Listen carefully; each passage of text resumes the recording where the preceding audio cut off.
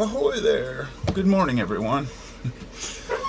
Carpo's risen from the grave and facing the day now.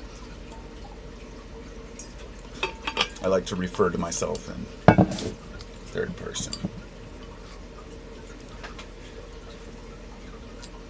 Each morning I kind of get into a particular subject or an interest that, I delve into. And if I don't find something that comes to mind in the morning, then I just look something up. I make something. I think of an idea or something that interests me, and I Google it or look up videos about it. I just like to learn. And this morning, I don't remember exactly what got me thinking about this. Trying to remember. May have been looking at a reflection or something. I started thinking about scrying. For those who aren't aware, scrying is the art of, let's say, it would also be called like gazing or crystal gazing. When people gaze into a crystal ball and see their future or whatnot, that's scrying. They also do it with pools of water, with mirrors, with anything that's reflective of surface. If you do mirrors, they generally paint them black on the back so they're less reflective. But anyway, the point of scrying is to ask a question and receive an answer. And my assumption this morning, the reason I thought about this is I said, what was it that I wanted to try using?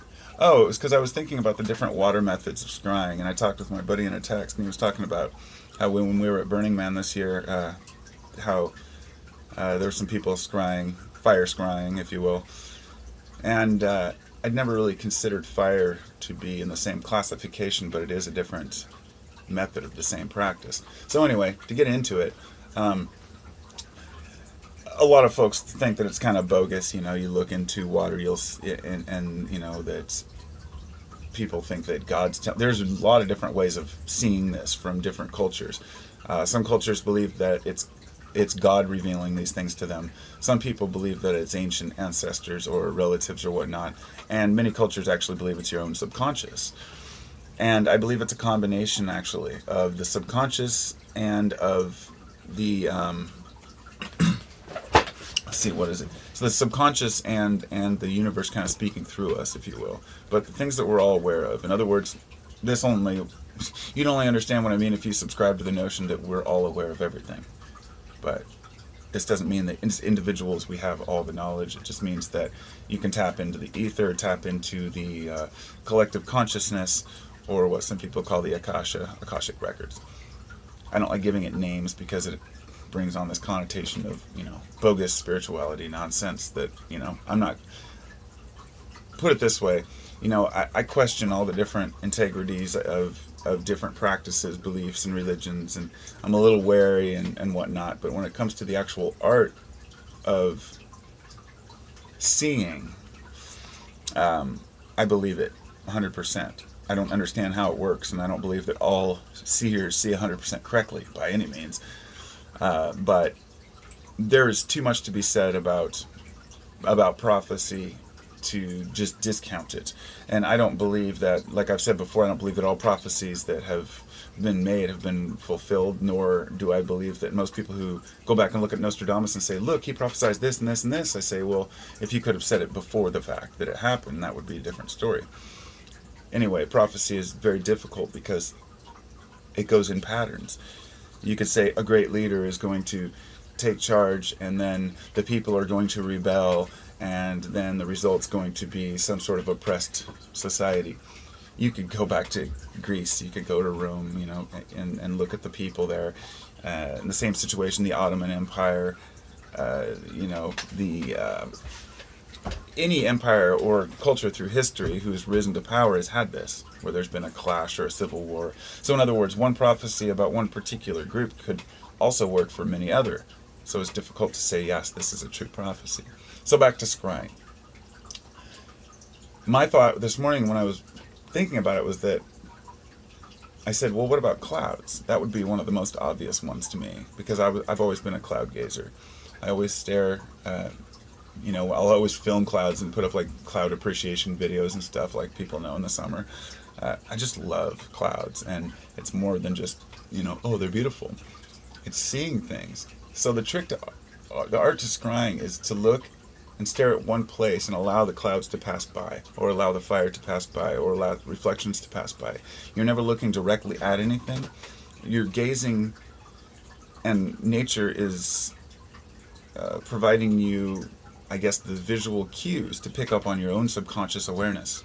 This is where it gets interesting to me, that when you're asking a question, you're already aware of it, the answer, usually. It's just that your mind hasn't caught up to your knowledge yet, if that makes sense. Or that rather that your body hasn't caught up to your mind yet. Because when you sit in silence and really consider it, and stop, push out external thought, this means you have to conquer mental chatter.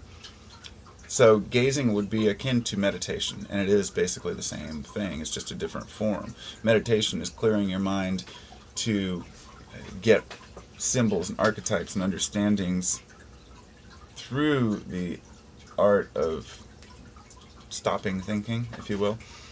And gazing is the same way. You're not supposed to be thinking, and the person who is doing the actual gazing should be aware that they should know how to separate their own subconscious desires or wants or needs from what's really being seen.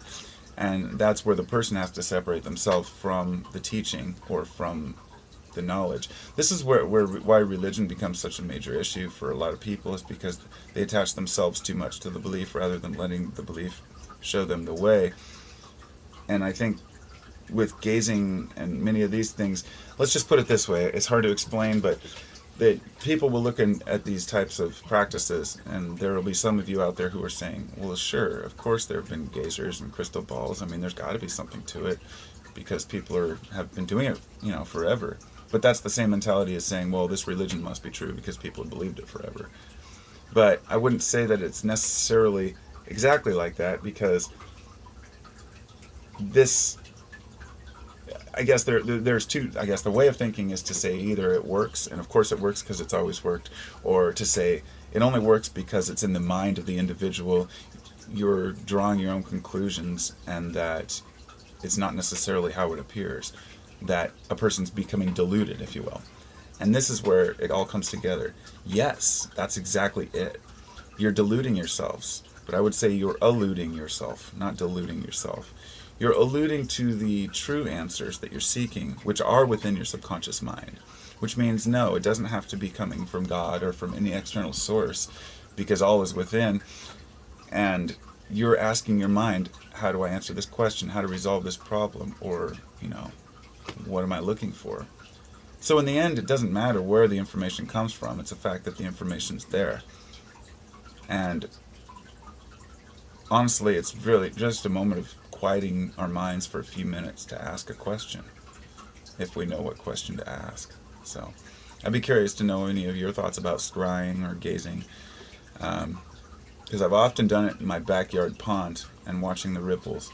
And it's a fascinating process, but I don't have the patience in my Western way of life to really sit still too long. It's very difficult. And I'm training myself. It's actually one of those things that I'm working towards, that I don't have to pay anything to gain, that I don't have to, that I can have it anytime I want. That solitude, that quiet. But I just have to dig for it and want it. So, thoughts for the morning. Hope you all have a great day.